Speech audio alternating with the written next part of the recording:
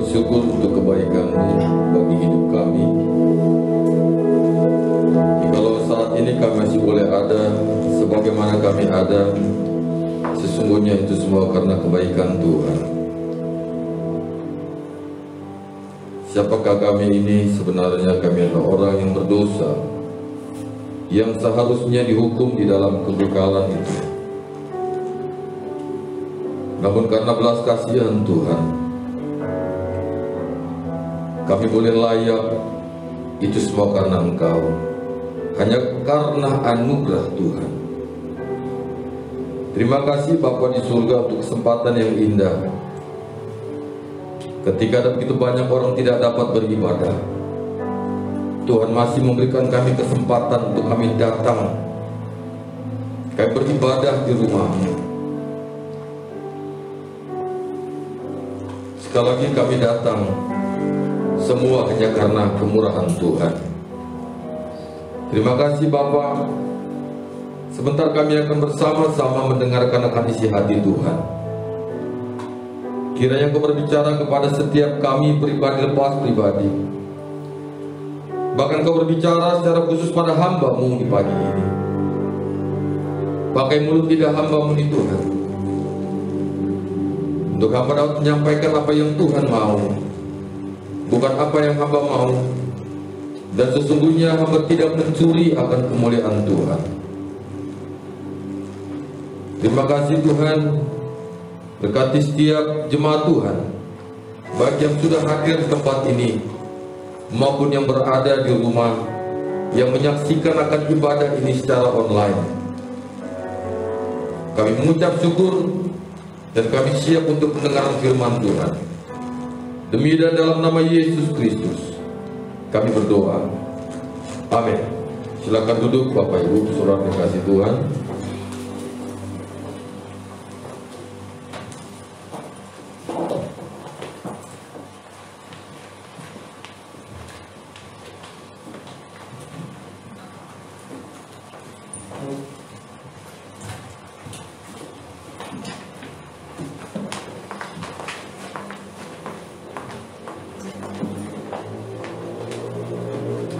Saya minum ya. Puji Tuhan. Apa kabar saudara?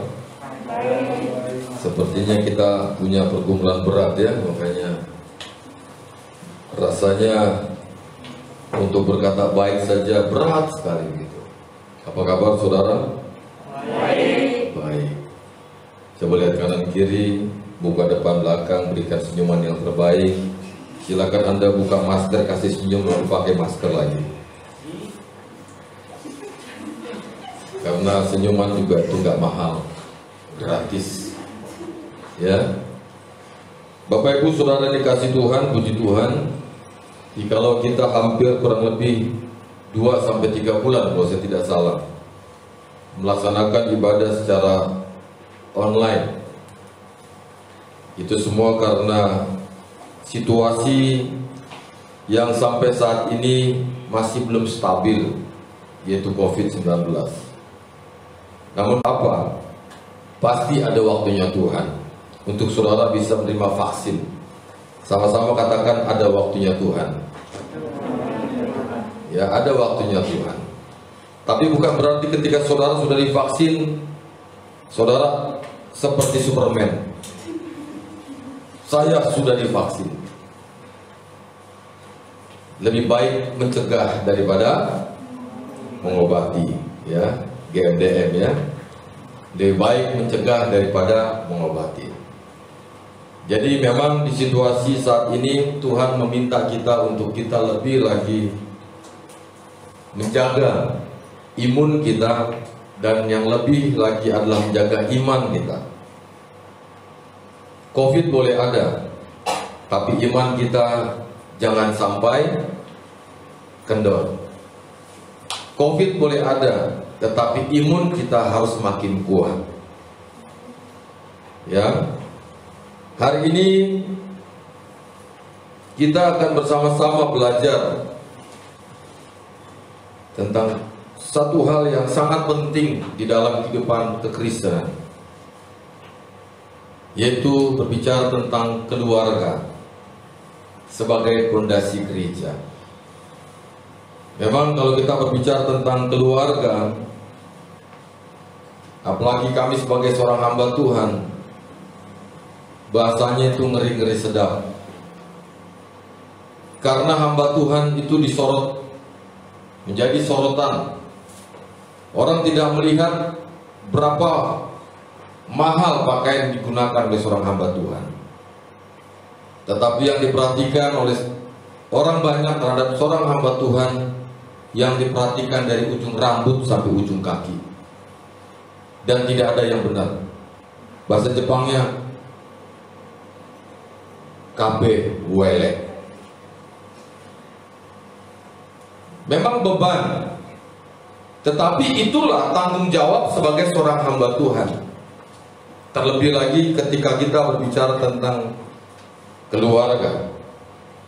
Saya pernah mendengar ada satu istilah yang berbicara strong from family, kuat dari keluarga, atau strong from home, kuat dari rumah. Nah, pagi ini saudara, ini juga menjadi satu pergumulan saya sebagai seorang hamba Tuhan ketika ingin berbicara mengenai keluarga.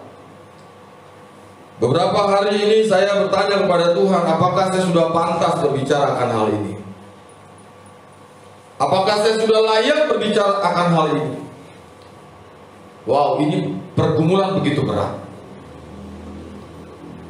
Tetapi belum mengalami seperti apa yang Yesus alami ketika di Taman Getsemani. Dia berdoa sampai keringatnya pun seperti tetesan darah. Saya belum bergumul sampai sejauh itu. Namun ini yang menjadi tanggung jawab sebagai seorang hamba Tuhan untuk berbicara tentang kebenaran ini. Walaupun mungkin ada begitu banyak pergumulan yang dirasakan. Bapak Ibu saudara dikasih Tuhan, mari kita bersama-sama buka firman Tuhan di dalam Kolose pasal 3 ayat 18 sampai ayat ke-25. Dan kiranya ini juga buat saudara-saudara yang akan berkeluarga nanti ya, ingin membangun rumah tangga. Ya, seperti Bukara, Bu Natasya belum lah, masih jauh. Bagi yang sudah mendapatkan bersama-sama katakan amin. Amin. Amin ini semangat dong ya. Amin. Jadi WL kita sudah semangat. Saya tidak mendengar ada tepukan yang begitu dahsyat. Ya. Mari kita bersama-sama membukanya dan kita baca secara responsori ya, secara bergantian. Saya ayat genap, saudara ayat ganjil, demikian seterusnya. Kolose pasal 3 ayat 18 sampai 25, demikian bunyi firman Tuhan. Hubungan antara anggota-anggota rumah tangga. Hai istri-istri, tunduklah kepada suamimu sebagaimana seharusnya di dalam Tuhan. Hai suami-suami, kasihilah istrimu dan jangan berlaku kasar. Hai anak-anak, taatilah orang tuamu dalam segala hal, karena itulah yang indah di dalam Tuhan. Hai bapak-bapak, janganlah sakiti hati anakmu, supaya jangan tahu. Hai hamba-hamba, taatilah Tuhanmu yang di dunia ini dalam segala hal.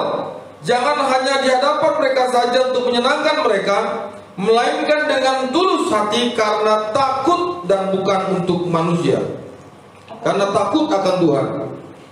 Apapun yang dilakukan Tuhan, perbuatanlah segala hatimu seperti untuk Tuhan dan bukan untuk manusia. Kamu tahu bahwa dari Tuhanlah kamu akan menerima bagian yang ditentukan bagimu sebagai upah. Kristus adalah Tuhan dan kamu hambanya. Barang siapa berbuat kesalahan, dia akan menanggung kesalahannya itu, karena Tuhan tidak kemana-mana. Puji Tuhan, berbahagia Tuhan di pagi ini berbicara tentang keluarga sebagai fondasi gereja. Sama-sama katakan 1, 2, 3. Keluarga sebagai fondasi gereja. Berarti ada satu hal yang harus dipikirkan, yang harus dimulai dari keluarga, baru berangkat ke dalam gereja. Saudaraku yang dikasihi Tuhan, kita tahu bahwa Tuhan, atau jika Tuhan menciptakan manusia untuk hidup dalam sebuah keluarga, kita tahu bahwa semuanya Tuhan buat indah atau baik adanya. Ketika kita berbicara tentang keluarga, sekali lagi ketika kita berbicara tentang keluarga, tentu saja kita tidak dapat memisahkannya dari yang namanya kasih. Tuhan Allah membentuk keluarga dengan kasih. Ia memulai segala sesuatunya dengan kasih. Jadi tidak dapat dipisahkan, atau kita tidak dapat memisahkannya dari kasih. Dan kita juga tidak dapat memisahkannya dari yang namanya sebuah hubungan. Hubungan apa, saudara? Tentu saja hubungan yang indah, hubungan yang harmonis, hubungan antara suami dan istri, hubungan antara orang tua dengan anak. Karena hubungan ini harus terjalin dengan baik. Kalau hubungan sudah tidak baik, pasti yang ada kekacauan. Apakah saya sebagai seorang hamba Tuhan, sebagai seorang gembala mengalami hal demikian? Ya, saya juga pernah dan merasakan hal itu. Saya juga manusia. Betul tidak?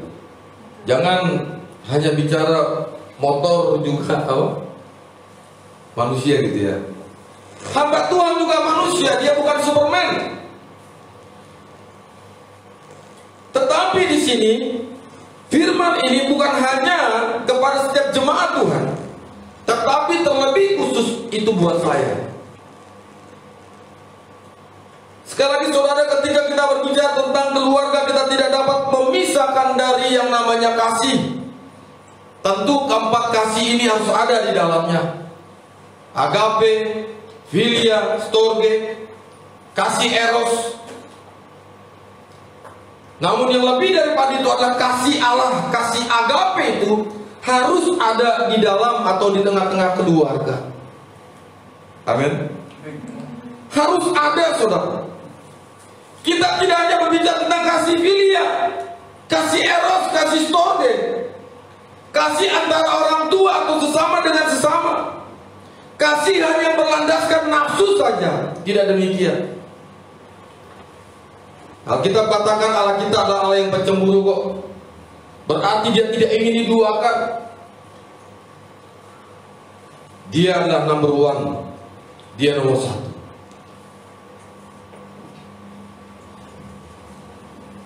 Kita tidak dapat memisahkannya dari kasih. Kita tidak dapat memisahkannya dari sebuah hubungan. Saya pernah memberikan satu seminar tentang komunikasi dalam keluarga. Persoalan dalam rumah tangga bukan masalah seks, bukan masalah uang,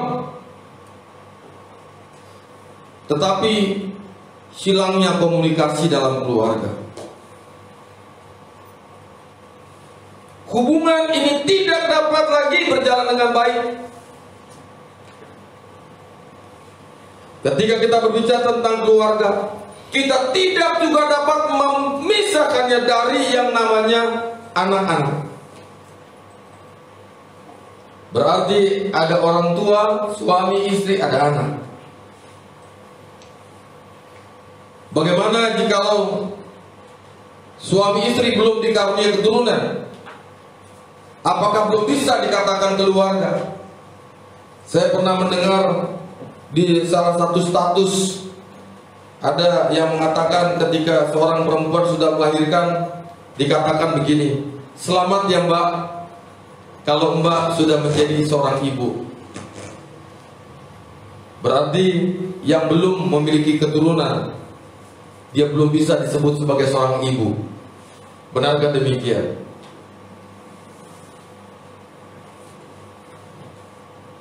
Tetapi ini tidak bisa dipisahkan. Alkitab katakan, saudara,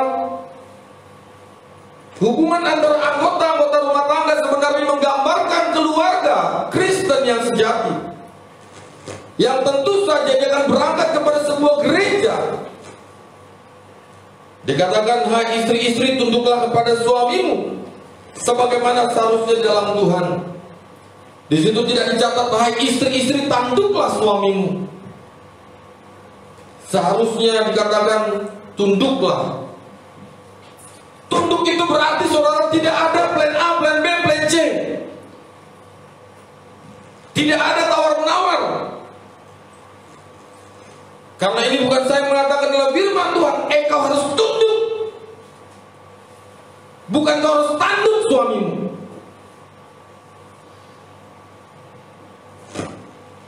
Hai suami-suami, kasihlah istrimu, dan tidak berhenti sampai di situ. Dan janganlah berlaku kasar terhadap dia.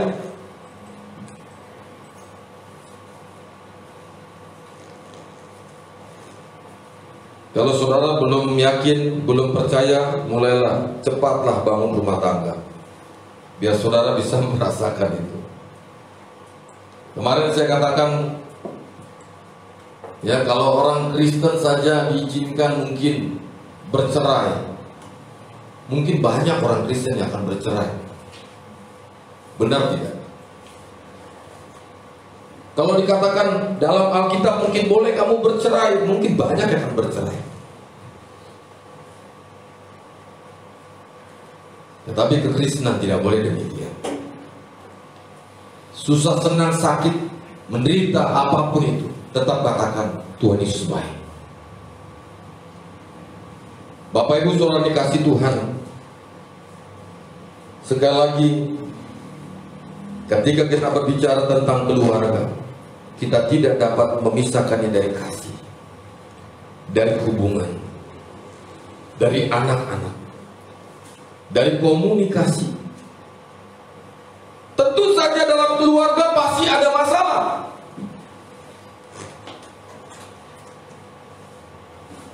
Kan saya, contoh kecil, saya menikah dengan istri saya bukan berarti dia jadi pembantu saya, toh. Bukan harus dia jadi kaki saya, toh. Diberikan yang sepadan, maksudnya seorang penolong, makanya diambil dari tulang rusuk, bukan diambil dari kaki. Jadi nanti kalau laki-laki atau pria-pria yang dapat istri diambil dari tulang kaki, ya bahaya. Diambil dari tulang lengan juga bahaya. Diambil dari kepala juga bahaya. Kenapa diambil dari tulang rusuk? Karena dia harus ada di samping. Dia harus berada di samping menemani, menopang, menolong.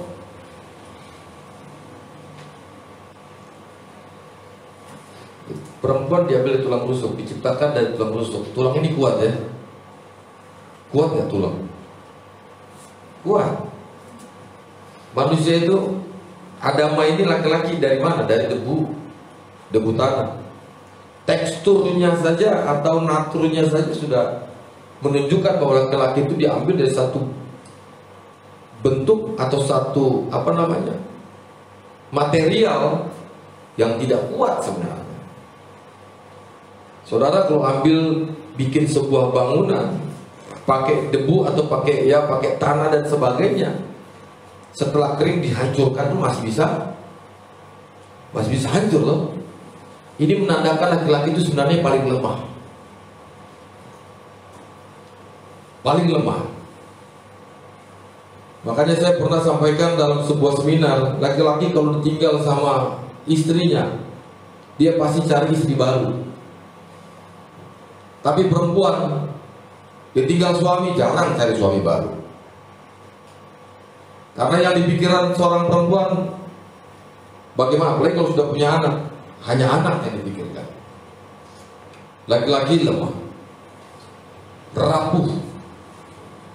Makanya saya bilang Tuhan itu hebat. Tuhan kasih penolong agar laki-laki tidak rapuh. Berbahagia gue sebagai perempuan. Bilang sama yang perempuan, kita hebat dong. Iya. Bilang yang laki, aduh kasihan kita mau rapuh. Kita pasti punya masalah dalam keluarga itu, bapak punya masalah. Nggak ada keluarga yang tidak mengalami masalah. Dan tentu masih banyak lagi. Bapak Ibu Saudara kasih Tuhan, ketika Tuhan Allah menciptakan keluarga, tentu saja Tuhan sudah tahu bahwa akan ada begitu banyak kesulitan. Membangun sebuah bahtera rumah tangga ini tidak mudah, saudara. Menyatukan dua karakter yang berbeda ini tidak gampang. Kalau masa-masa pacaran mungkin ya semuanya everything is ya beautiful gitu ya. Segalanya itu indah. Bahkan semua perfect, tidak ada yang kurang. Engkau pujaan hatiku. Aku mencintaimu dengan sangat. Kan tidak pernah, belum satu kamar, belum satu rumah. Ya kita nggak tahu, siapa tahu pasangan punya karunia horor kan begitu. Kita nggak pernah tahu kalau pasanganmu suka, waduh, kalau dulu kan pacaran semuanya baik-baik saja, betul kan? Tapi ketika dimulai dalam sebuah keluarga, kan begitu, wah. Raja dan ratu saat. Lalu 1 minggu, 3 minggu, 5 minggu, 10 bulan. Kalau istrimu punya karunia, itu bagus, nggak apa-apa lah. Berapa perempuan satu hari begini? 1.500, 15.000. 15.000 ya pada Maya. Laki-laki cuma 5.000 ya. Ya. Perempuan tuh kalau mau nggak apa-apa, dengerin aja lah. Jangan dikasih ember, saudara. Terus nggak apa-apa. Memang itu karunia. Tapi kok laki-laki sampai 25.000 itu bahaya. Itu malah petaka namanya. Ketika Tuhan menciptakan keluarga, Tuhan sudah tahu bahwa apa saudara, bahwa akan ada begitu banyak kesulitan dan tantangan untuk membangun sebuah keluarga ilahi. Untuk membangun sebuah rumah tangga ini tidak mudah, sekali lagi, tidak gampang. Ada harga yang mahal yang harus dibayar, saudara. Bapak Ibu Saudara dikasih Tuhan, kita tentu tahu pengertian keluarga. Keluarga merupakan sekumpulan orang. Keluarga merupakan sekumpulan orang yang dihubungkan oleh pernikahan. Dan tentu ada juga yang namanya dihubungkan dengan adopsi. Dihubungkan dengan yang namanya kelahiran. Tentu yang bertujuan untuk apa saudara? Untuk menciptakan, untuk mempertahankan suatu budaya yang umum, meningkatkan adanya perkembangan fisik, mental dan sebagainya, dengan adanya satu tujuan, ketergantungan atau saling ketergantungan untuk mencapai satu tujuan bersama, yaitu keluarga. Bapak Ibu, keluarga merupakan istilah yang sungguh-sungguh tidak asing lagi bagi kita. Keluarga juga memiliki pengertian yang sangat umum. Kalau kita lihat di Kamus Besar Bahasa Indonesia, keluarga adalah lembaga terkecil dalam suatu masyarakat. Keluarga adalah lembaga terkecil dalam suatu masyarakat. Saya ingat pesan orang tua saya yang mengatakan begini: kalau kamu ingin berhasil di luar, kamu harus berhasil dulu di rumah. Kalau kamu ingin jadi seorang pemimpin di luar, kamu harus berhasil dulu menjadi seorang pemimpin di rumah. Saya ingat ketika SMP, papa saya katakan demikian. Kamu gak akan pernah bisa bermasyarakat jikalau kamu tidak bisa hidup dalam masyarakat kecil ini. Berarti apa, saudara? Keluarga adalah tempat untuk kita belajar. Benar atau tidak? Makanya sekali lagi, strong from home, kuat dari rumah. Kita harus kuat dulu dari rumah. Keluarga memiliki 3 unsur.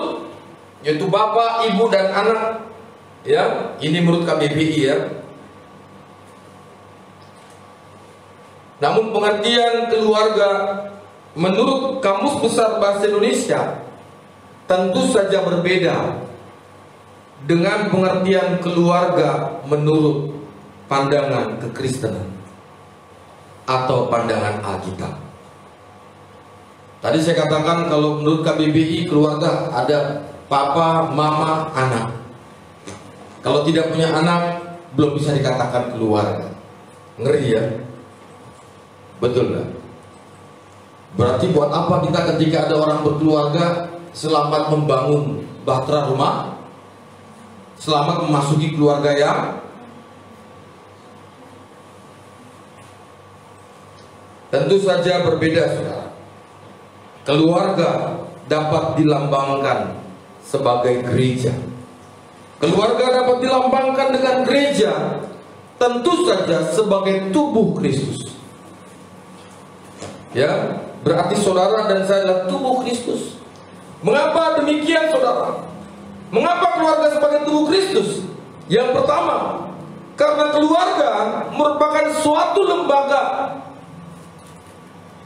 Lembaga yang suci, lembaga yang kudus, di mana seharusnya keluarga yang suci, keluarga yang dikatakan lembaga yang kudus ini memiliki pusat perhatian yang jelas, memiliki pusat penyembahan yang jelas, yaitu pusat penyembahannya hanya pada Yesus Kristus, bukan kepada yang lain.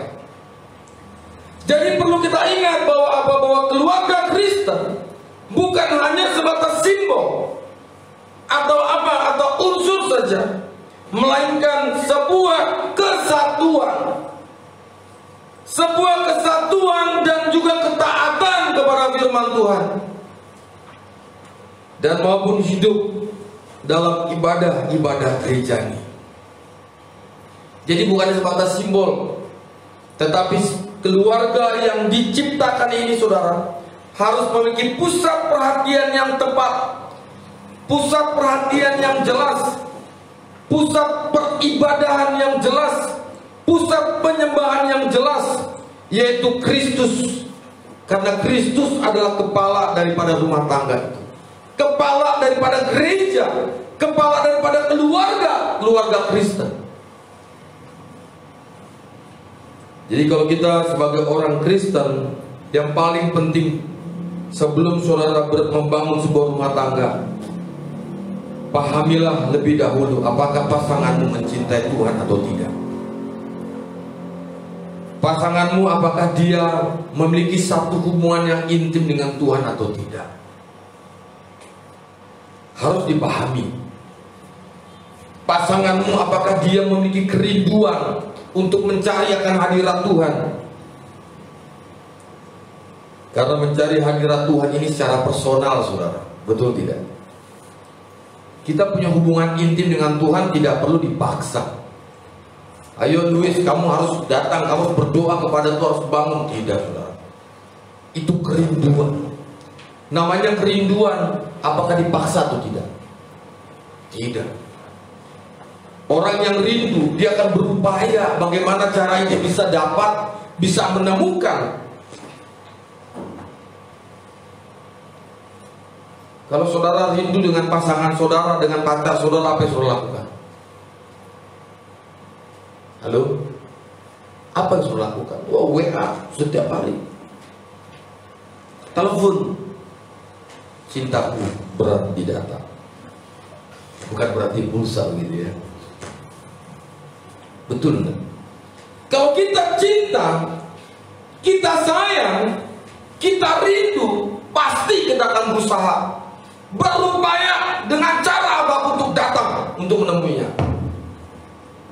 Haleluya. Berarti kita sebagai orang Kristen, saudara, kita harus datang kepada Tuhan dengan penuh kerinduan itu. Jadi sekali lagi, keluarga merupakan sebuah lembaga yang suci, yang kudus. Kalau suci, kudus, berarti ini adalah bentukan Tuhan. Bukan suka-suka, sakar bedewi, suka-suka hatinya saja. Oh, saya suka dengan si perempuan itu tuh kan gitu.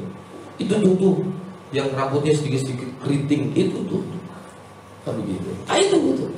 Nggak begitu. Tiba-tiba datang cewek, mau kau nikah denganku, tempelin langsung.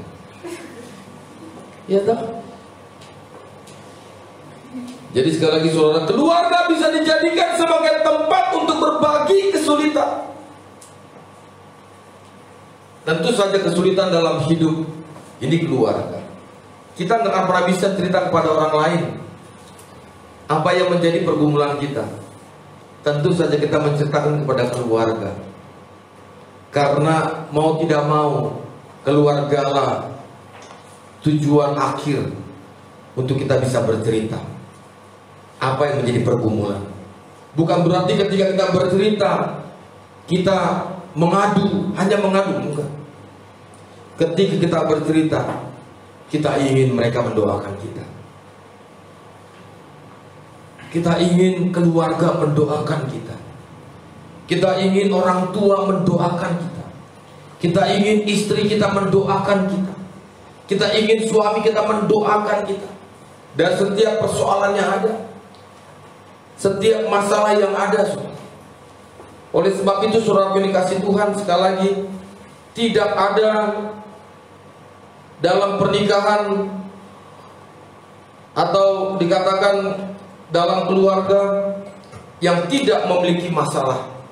Semua pasti ada masalah.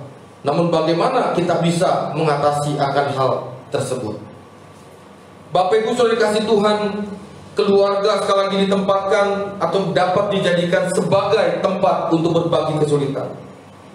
Keluarga sebagai tempat untuk melakukan aktivitas rohani. Bersama istriku melayani Tuhan, bersama anak-anakku melayani Tuhan, bersama suamiku melayani Tuhan. Indah ya? Indah sekali. Itu sepertinya ada lagunya ya. Ada ya? Bersama apa? Melayani itu apa? Aku dan seisi rumahku. Nah, aku dan seisi rumahku melayani Tuhan. Tapi sudah jangan salah tafsirkan. Seisi rumah bukan berarti meja, kursi, bangku semua ya, penggorengan, enggak begitu. Jangan.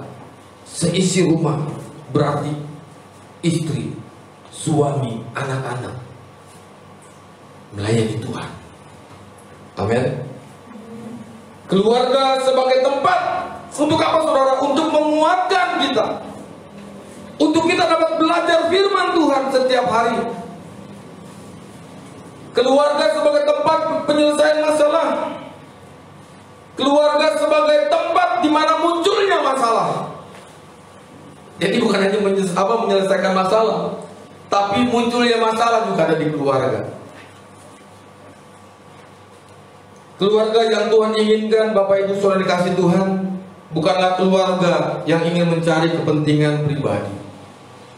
Bukan keluarga yang ingin mencari kepentingan diri sendiri, melainkan sebuah keluarga yang bisa hidup bersatu, keluarga yang bisa hidup berukun. Tentu saja hidup rukun bisa saling menghormati, saling menghargai, saling mengasihi, saling menerima perbedaan, saling menerima kekurangan satu sama lain. Karena tidak ada seorang pun yang sempurna. Saya pernah punya sahabat yang berkata, saya ini perfeksionis. Saya katakan, jika engkau berkata engkau perfeksionis, berarti engkau masih membutuhkan Kristus. Tidak ada saudara, tidak ada orang yang sempurna di tengah-tengah dunia. Tidak ada suami yang sempurna, tidak ada istri yang sempurna, tidak ada seorang anak yang sempurna. Tidak ada. Semua terus belajar untuk bisa hidup sempurna. Bapak Ibu saudara dikasihi Tuhan, ingatlah bahwa pernikahan atau keluarga Kristen harus dijadikan sebagai satu kesatuan untuk membangun yang namanya persekutuan itu. persekutuan yang indah di dalam Tuhan, persekutuan yang indah bersama-sama dengan Tuhan. Tadi saya katakan, kalau orang Kristen disuruh bercerai, pasti semua akan bercerai. Tetapi Alkitab katakan dalam Matius pasal 19 ayat 6, demikianlah mereka bukan lagi dua, melainkan satu. Karena itu apa yang telah dipersatukan Allah tidak boleh diceraikan oleh manusia. Bapak Ibu saudara yang kasih Tuhan, tentu saja hal ini kita bisa melihat arti daripada satu kesetiaan itu, atau sebuah kesetiaan yang sudah Tuhan perintahkan, yang Tuhan tanamkan dalam kehidupan rumah tangga Kristen. Jadi sekali lagi saudara, ketika kita berbicara tentang keluarga adalah pondasi gereja, berarti apa saudara? Keluargamu harus terlebih dahulu dikuatkan. Dikuatkan oleh apa? Tentu oleh firman Tuhan. Kalau keluarga kita pribadi lepas pribadi tidak bisa atau tidak dikuat oleh firman Tuhan, maka tentu saja keluarga akan menjadi batu sandungan bagi banyak orang. Kalau anak saya tidak dikuatkan oleh firman Tuhan, tentu saja kerohaniannya akan lemah dan dia tidak akan bertumbuh dengan baik. Saudaraku, pertumbuhan keluarga Kristen atau orang yang bertumbuh di dalam kekristenan itu bukan seberapa hebat dia khotbah, saudara. Bukan seberapa banyak jam terbang dia melayani Tuhan. No, pertumbuhan itu akan dilihat dari buahnya, dari hasilnya, dari apa yang dia lakukan. Dan orang melihat dan orang berkata, wow, engkau sungguh luar biasa, engkau orang Kristen. Bukan karena saya hebat berkhotbah, saya banyak berkhotbah maka dikatakan saya bertumbuh. Tidak, saudara. Itu bukan satu ukuran. Bukan karena saya punya gelar S1, S2, S3 dikatakan saya bertumbuh. Tidak, itu bukan satu ukuran, bukan standar. Tapi standarnya adalah engkau hidup dalam firman Tuhan. Saya yakin jikalau kita tidak mulai dari keluarga, kita tidak akan pernah bisa mulai dalam gereja. Kalau kita mulai dalam gereja lebih dahulu, maka yang ada keluarga hancur dan berantakan. Ada begitu banyak orang yang angkat tangan dalam gereja bernyanyi, oh haleluya, nangis-nangis saudara, tapi keluarganya berantakan. Ada banyak orang yang melayani dalam gereja dari pagi ketemu pagi, tapi keluarganya nggak terurus, anaknya nggak makan, istrinya nggak makan. Di depan orang, wah, shalom, apa kabar? Haleluya. Tapi di rumah istri dan anak menjerit.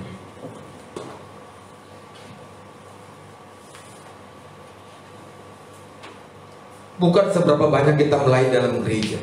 Melayani di gereja itu perlu. Tetapi yang paling penting adalah mulailah dalam keluarga. Mulai bangun hubungan itu dengan baik. Yang paling penting hubungan yang intim dengan Tuhan. Saudara, saya sebagai seorang hamba Tuhan, jikalau bukan karena Tuhan, mungkin saya terjun bebas. Kalau bukan karena firman Tuhan yang terus mengingatkan saya, kalau bukan karena sahabat-sahabat dan keluarga yang terus memproteksi saya dengan firman Tuhan, yang setiap hari saya dapat firman Tuhan, mungkin saudara saya akan terjun bebas. Mungkin saya katakan, Tuhan saya nggak mampu, aduh nggak kuat, rasanya nggak sanggup. Mungkin saya akan tinggalkan pelayanan. Tetapi itu saudara, ketika kita dalam keadaan drop, ada keluarga yang menguatkan oleh firman. Hari ini saya diteguhkan dengan firman Tuhan. Kuatkan dan teguhkanlah hatimu. Wow. Sekali lagi saudara, kita tidak akan bisa jadi orang yang bisa melayani Tuhan hanya sekedar Anda melayani di gereja, tetapi saudara tidak perhatikan bagaimana rumah tangga dan keluarga. Jadi segala sesuatu harus dimulai dari keluarga. Tuhan sudah mengatur itu sedemikian rupa. Kan tidak mungkin ketika Jeffrey baru lahir langsung taruh gereja, langsung dia bisa melayani di situ, kan nggak mungkin. Ada orang tua yang mencintai, yang menyayangi dia, mengasihi dia dengan tulus, menina-bobokan dia, membentuk dia, mengajar dia berjalan, mengajar dia akan firman Tuhan, mengajar dia pergi ke sekolah minggu. Walaupun lagu pertama yang dia tahu adalah King Kong badannya besar, tapi aneh kan, dia pendek gitu ya. Itu kalau orang bilang itu lagu nggak kita biar gitu, King Kong badannya besar gitu, pendek kan dia pendek. Betul tidak? Semua dimulai dari keluarga.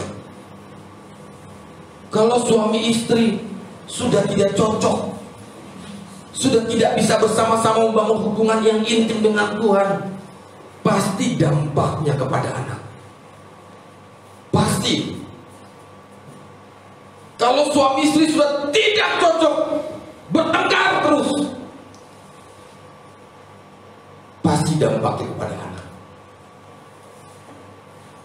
Dan yang menderita siapa? Anak. Saudara, jujur saya sedih kalau saya bicarakan hal ini, tapi harus disampaikan. Sebagai seorang hamba Tuhan siap dibenci, karena kita bicara tentang kebenaran. Daripada kita kompromi dengan namanya dosa, dilulukan hanya karena kompromi dengan namanya dosa. Jadi sekali lagi, Yesus suami istri, tujuannya adalah menyembah Tuhan bersama-sama. Tapi kalau tidak menyembah Tuhan bersama-sama, yang ada kekacauan. Ujung-ujungnya anak yang menderita. Oleh sebab itu saudara yang dikasihi Tuhan, sebagai keluarga Kristen, kita dilambangkan dengan gereja yang adalah tubuh Kristus. Oleh sebab itu, keluarga-keluarga harus memiliki fokus yang tepat. Keluarga-keluarga Kristen harus memiliki tujuan yang jelas. Ketika engkau membangun rumah tangga, tujuanmu adalah mempermuliakan Tuhan. Sudahlah, ketika kita membangun sebuah bahtera rumah tangga yang baru, ketika kita di hadapan hamba Tuhan dan jemaat Tuhan, hanya satu, membangun rumah tangga dengan takut akan Tuhan.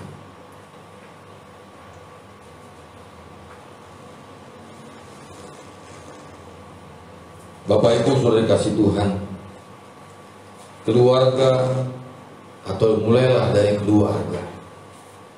Kenapa dikatakan keluarga sebagai pondasi gereja?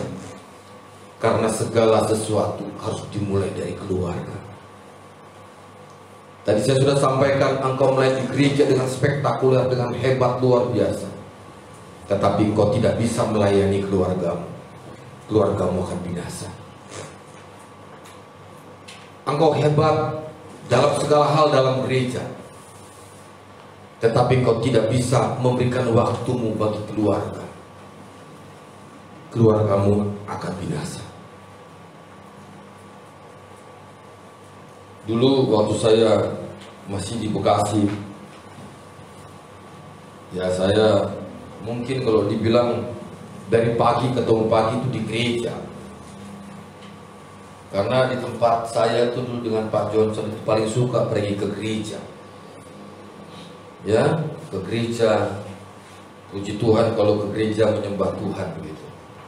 Memang paling senang kalau setiap hari Sabtu. Karena kalau hari Sabtu kami ada latihan paduan suara. Kebetulan Pak Johnson sekali beliau menjadi guru saya juga, guru paduan suara. Ya sama ya, saya suka dimarahin juga, suaramu tuh gitu.